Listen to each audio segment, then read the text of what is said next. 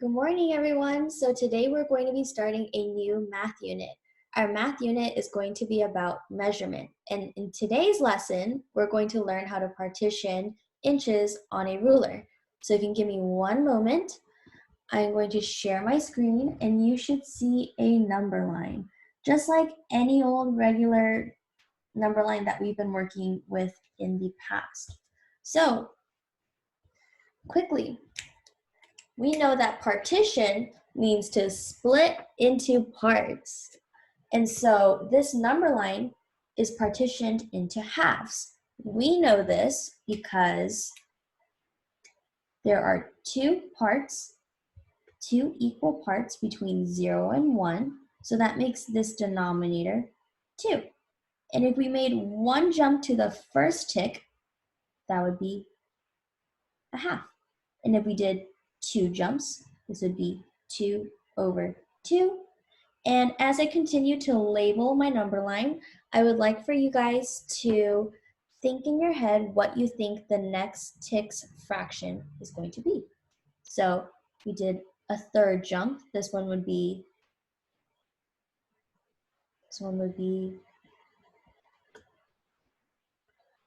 5 over 2. 6 over 2. Now, let me remind you, boys and girls, that 2 over 2 is equal to 1. This is because 2 times 1 is 2. And we see that right here. So this is a hidden whole number. 4 over 2 is equal to 2 because 2 times 2 gives us 4. Right? And for this last whole number, 6 over 2 is equal to 3 because 2 times 3 gives us 6. 2 goes into 6 3 times.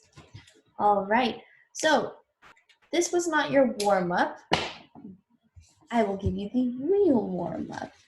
I just wanted to ease you into it, but you guys are gonna get this. I'm confident. So I'm going to redraw that number line. And I'm going to bring out my handy dandy ruler. All right, and so I know that the number line is not quite to scale, but what do you notice and what do you wonder about this number line and this ruler? I'll give you a moment to think.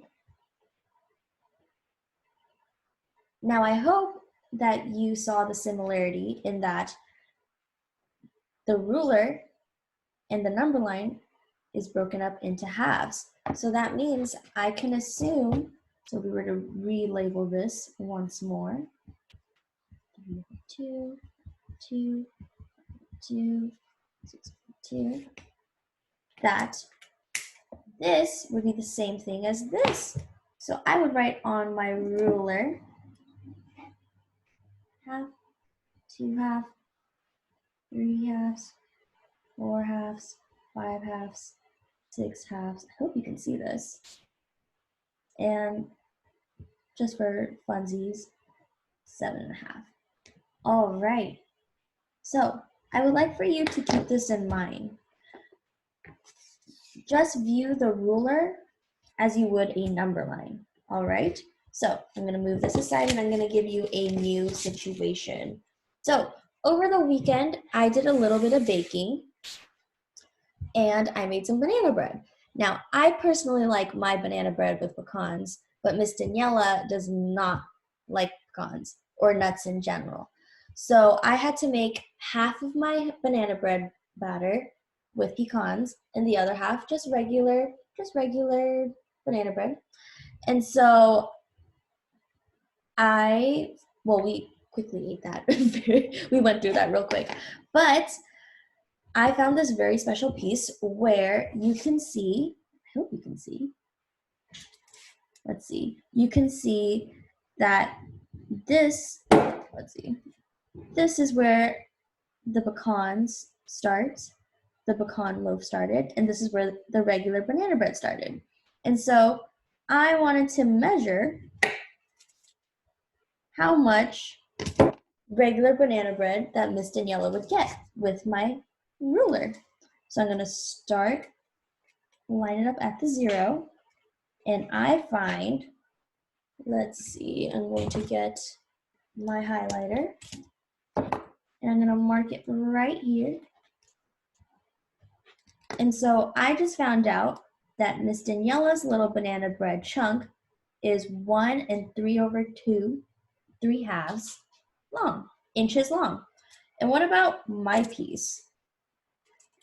Let's see. So you know what? Actually, before that, I'm going to write down how much Miss Daniela's piece was.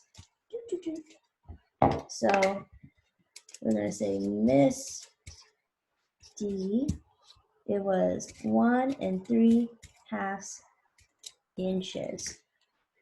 And for Miss Hong's,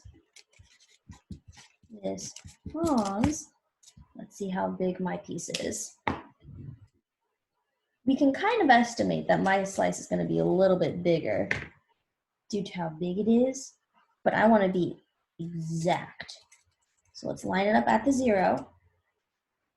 And oh, wow, it's exactly at 2 inches. So I get 2 inches of banana bread, of the last slice of banana bread. I don't know if you can see that, if there's a little bit of a reflection. But yes, there we go. We just learned how to partition a ruler, well, inches on a ruler, and then we also applied that to measure something. So I would like for you guys to turn to page 6 in your math workbook. We're going to still be using this math workbook, the 5-6 one, even though we're starting a new unit. And we'll see you in the Zoom call. So turn to page 6.